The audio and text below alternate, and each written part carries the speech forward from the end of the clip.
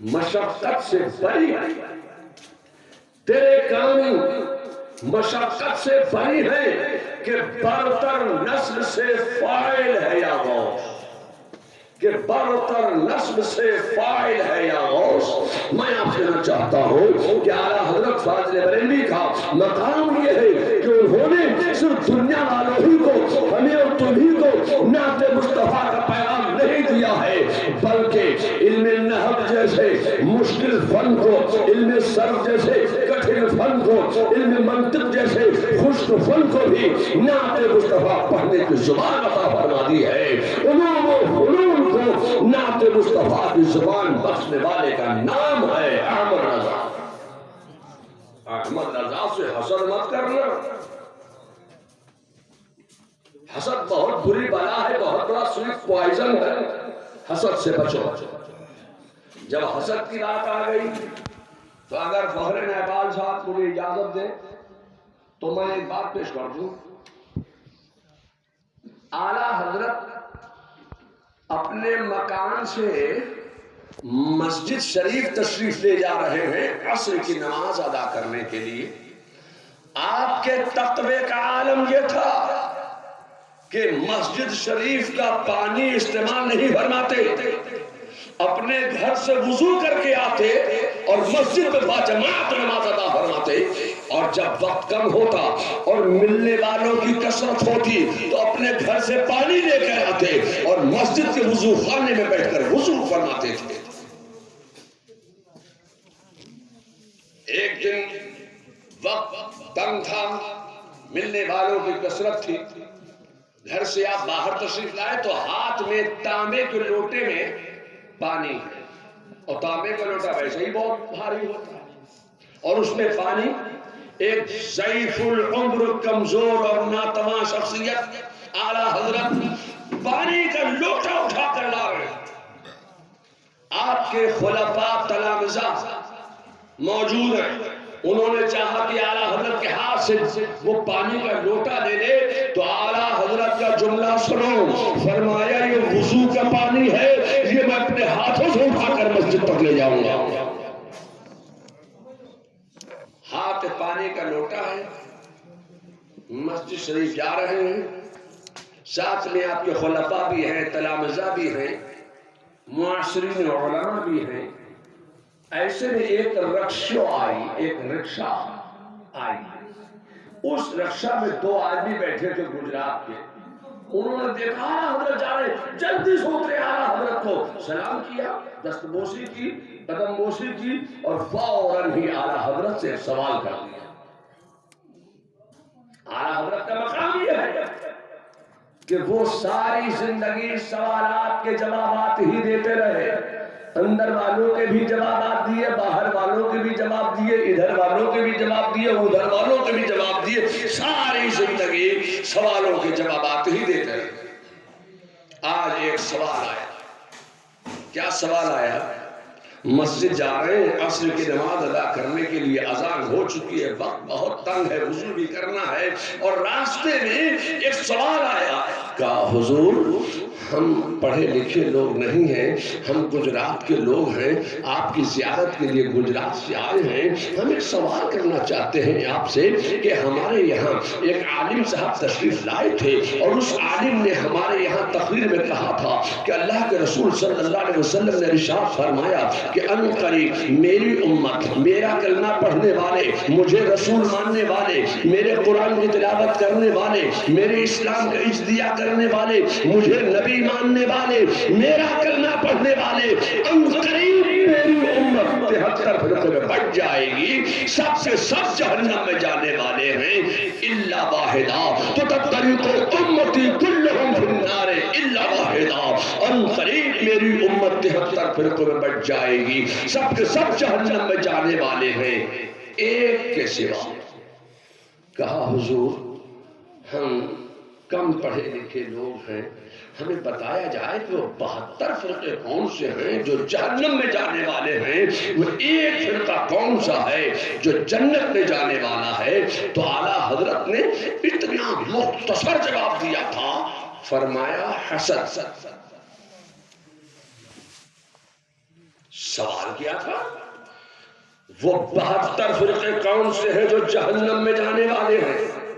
وہ ایک فرقہ کون سا ہے جو جنت میں جانے والا ہے؟ اتنا لمبا چوڑا سوال اور جواب اتنا سا، اتنا مختصر۔ فرمایا حسد۔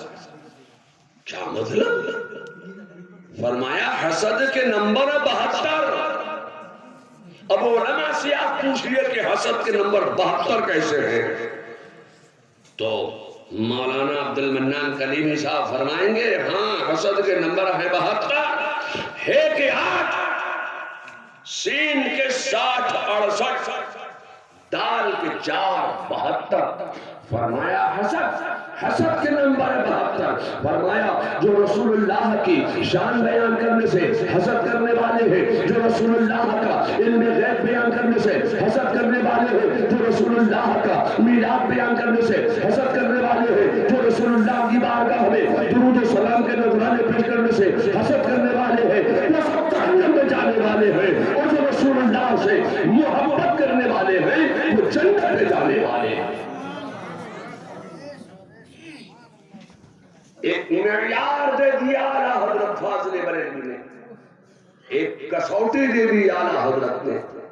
اعلیٰ حضرت کے دیے ہوئے اس معیار و کسوٹی پر آپ اپنا عقیدہ دیکھ لیجئے کہ آپ کا عقیدہ کیا بولتا ہے۔ اگر آپ رسول اللہ کی شان بیان کرنے سے حسد کرنے والے ہیں تو یقین جانو کہ تم جہنم میں جانے والے ہو، اور اگر تم رسول اللہ سے محبت کرنے والے ہو تو تم یقین جانو کہ تم جنت میں جانے والے ہو۔ ایک ایک لفظ سے اعلیٰ حضرت نے ہمارے تمہارے سب کے اسلام و ایمان و عقیدے کی حفاظت فرمائی۔ اعلیٰ حضرت کے مقام و منصب کو، ان کے علم و فضل و کمال کو ہم اور آپ کیا جان سکتے ہیں؟ اللہ تبارک و تعالی اعلیٰ حضرت کے علم کی برکتیں ہمیں اور آپ سب کو نصیب فرمائے۔ اعلیٰ حضرت نے کتنی کتابیں لکھی؟ 1200، 1300، 1500 مختلف۔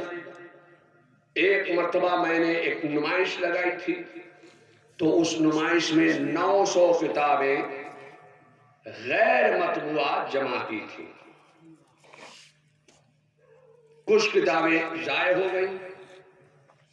بہرحال اعلیٰ حضرت نے 1000 کے اوپر 1200-1300 کتابیں تصنیف فرمائیں۔ یہ کتابیں ان بولتی کتابیں ہیں، بولتی نہیں ہیں، یہ چپ کتابیں ہیں، یہ پڑھی کتابیں ہیں۔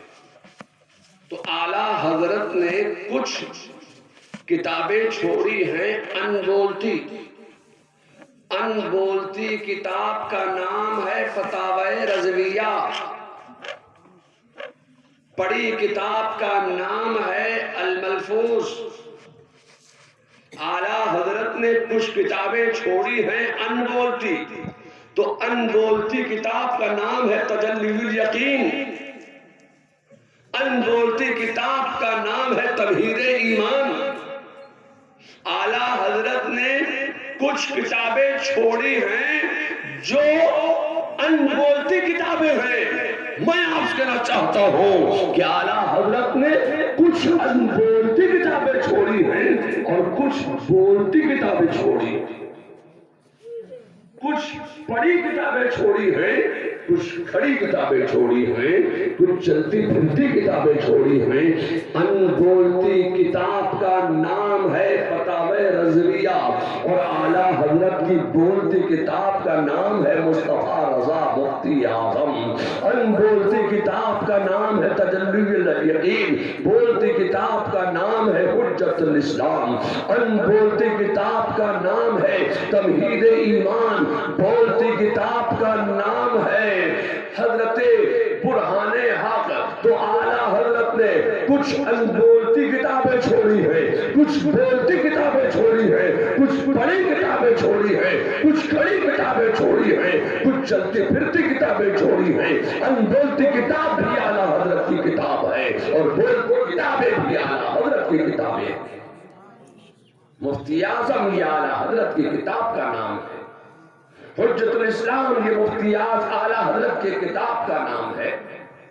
میں آپ سے کہنا چاہتا ہوں کہ عید الاسلام یہ اعلیٰ حضرت کی کتاب کا نام ہے. برہان حق یہ اعلیٰ حضرت کی کتاب کا نام ہے. اعلیٰ حضرت نے کچھ ان بولتی کتابیں چھوڑی ہیں، کچھ بولتی کتابیں چھوڑی ہیں. اور ان بولتی کتاب، اب بولتی کتابوں نے کچھ اپنی کتابیں چھوڑی ہیں.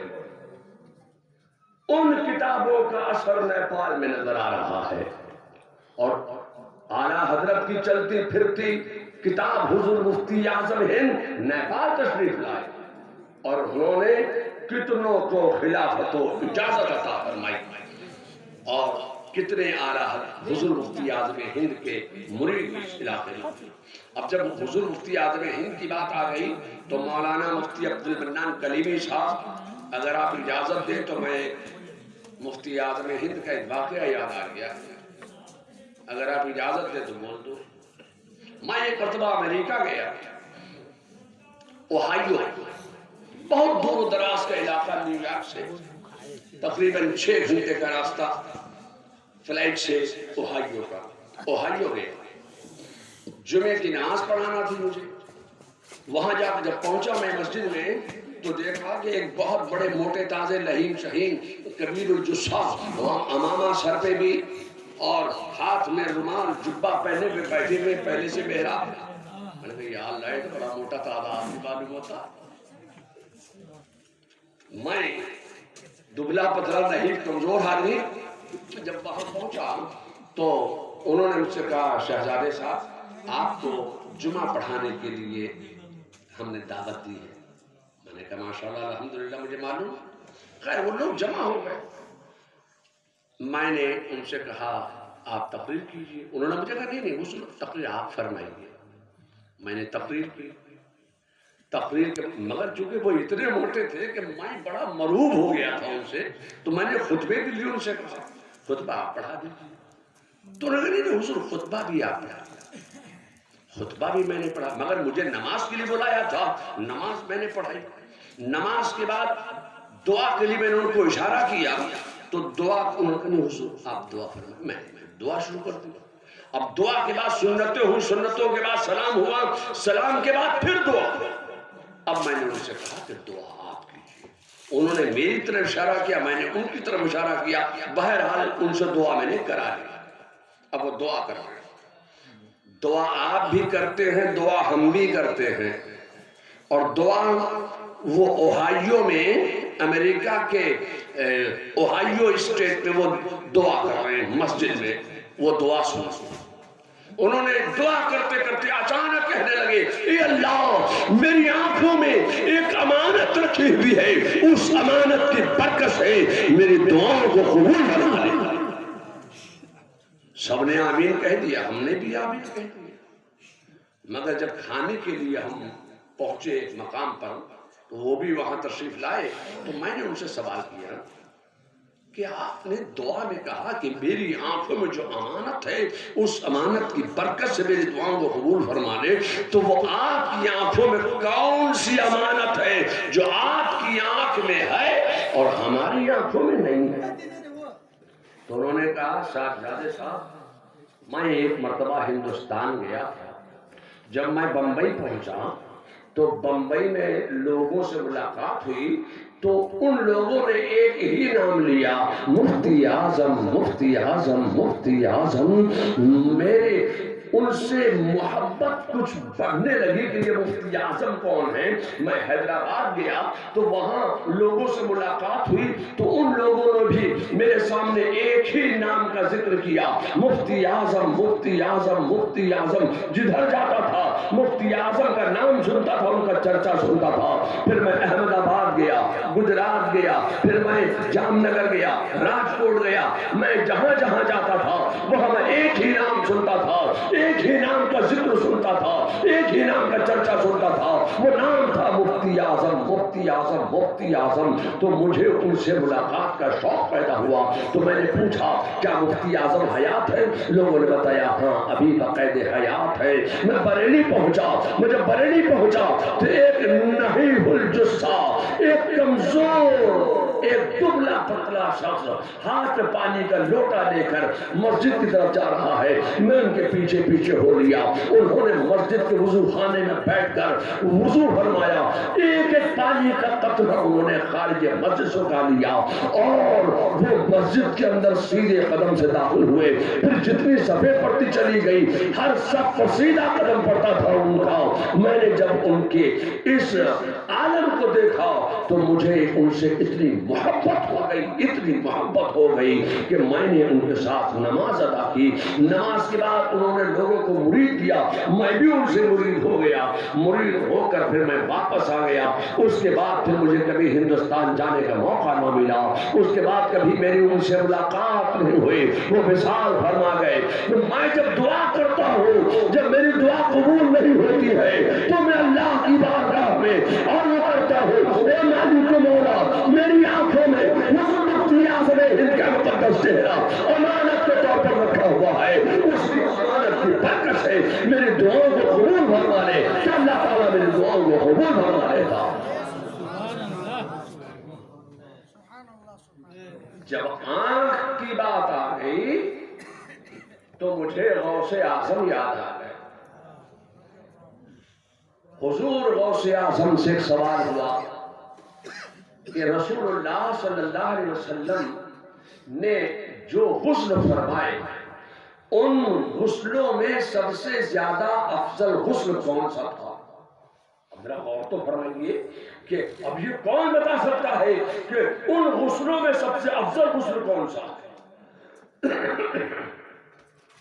مگر وہ غوث اعظم ہے، قطب الاقطاب ہے، ان کے علم و فضل و کمال کا عالم کیا ہوگا؟ فرماتے ہیں کہ رسول اللہ صلی اللہ علیہ وسلم کے وصال مبارک کے بعد مولا علی نے جو غسل دیا وہ غسل تمام غسلوں میں افضل غسل ہے۔ پھر سوال کیا کہ جب رسول اللہ کی میت شریف کو مولا علی نے غسل دیا تھا، جب وہ پانی زمین پر گرتا تھا تو زمین پر پانی گرنے سے پہلے وہ غائب ہو جاتا تھا، تو وہ غسل رسول کا پانی غائب ہو جاتا تھا تو وہ پانی جاتا کہاں؟ رسول اللہ کے غسل کا پانی زمین پر نہیں گرا تو وہ پانی کہاں گیا؟ بڑا عجیب سوال۔ فرمایا کہ رسول اللہ کے غسل کا پانی میت شریف کا جب غسل ہو رہا تھا تو زمین پہ گرنے سے پہلے وہ پانی اللہ نے اٹھا لیا اور اس پانی کو بادل بنا دیا، اور بادل بنا کر عالم میں برسا دیا۔ تو جہاں جہاں رسول اللہ کے غسل کے پانی کی بوندیں زمین پر گری ہیں وہاں مسجدیں بنتی چلی گئی ہیں۔ پھر فرماتے کہ غسل شریف کے بعد رسول اللہ صلی اللہ علیہ وسلم کی آنکھ کے حلقے میں پانی کی ایک بوند رہ گئی، دوسری آنکھ میں رسول اللہ صلی اللہ علیہ وسلم کی آنکھ کے حلقے میں پانی کی بوند رہ گئی۔ مولا علی نے سوچا کہ یہ پانی تو غائب ہو گیا، مگر رسول اللہ کی آنکھوں کے حلقے میں یہ دو بوند پانی موجود ہے، اس پانی کا میں کیا کروں؟ تو علی کے ذہن نے فیصلہ کیا، اے علی تو سوچتا کیا ہے؟ رسول اللہ کی آنکھ کے حلقے سے پانی تو چوس لے۔ علی نے، مولا علی نے، علی مرتضیٰ شیر خدا نے وہ پانی اپنے لبہائے ناز رسول اللہ کی آنکھ سے لگائے اور وہ پانی چوس لیا۔ غوث اعظم فرماتے ہیں کہ حضرت علی نے رسول اللہ کی آنکھوں سے جو 2 بوند پانی چوسے تھے، یہ اس پانی کا کمال تھا کہ حضرت علی کے سینے کو اللہ نے تمام علوم و فنون کا خزینہ بنا دیا۔ اور اعلیٰ حضرت